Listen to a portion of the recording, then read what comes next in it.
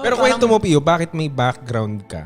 Kasi hindi naman ganun kadali gumawa ng pelikula. Naisipan mo, hindi naman biglang marunong ka na agad, di ba? Bakit marunong ka? Ayun, nagtama si Frank. Kasi nagsimula ako 17 years old. Yung BFGF that time. Yun nga kay Direk Joyce.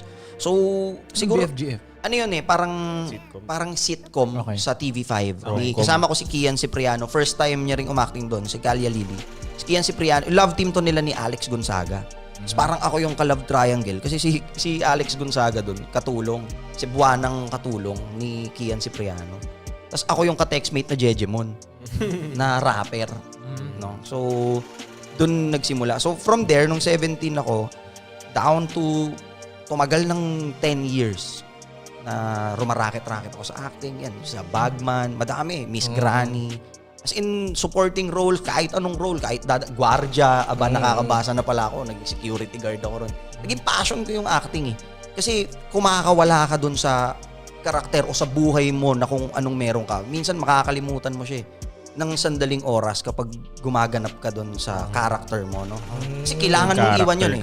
So ako, bukod sa music, sa pagsusulat ng rap, na nagiging takasan ko ng pagsulat, ganun din sa acting, no? Ang hirap ng buhay ko. Imagine mo, that time nung 17 ako, dumudumi ako sa... Wala kaming inidorong maayos. Wala, kasi fucked up yung buhay namin. Walang perang maayos. Yung airmats ko, hustler. Literal na hustler noon. Isang anak lang ako, no? So, ako, hindi nag-aartista ka, di ba? Sabi ko, wala di tutuloy na lang. So, yun nga, 10 years tumakbo yun. Yung acting na yun, halimbawa, yun nga, pangit yung buhay mo. Yun yung nararanasan mo na buhay. Pag uma-acting ka, halimbawa, yung acting mo. Parang natatakasan mo ngayon. Natatakasan mo yun kasi kailangan mong iwan yun para ma-portray mo yung isang character. Pag umaarte ka. Halimbawa, sa Bagman, chief of staff ka, ano ang alam ko dun? Di ba? So, kailangan assignment mo ngayon yun para aralin. Kasi hindi tuturo ng direktor sa'yo yun eh. Ito gagawin mo ha.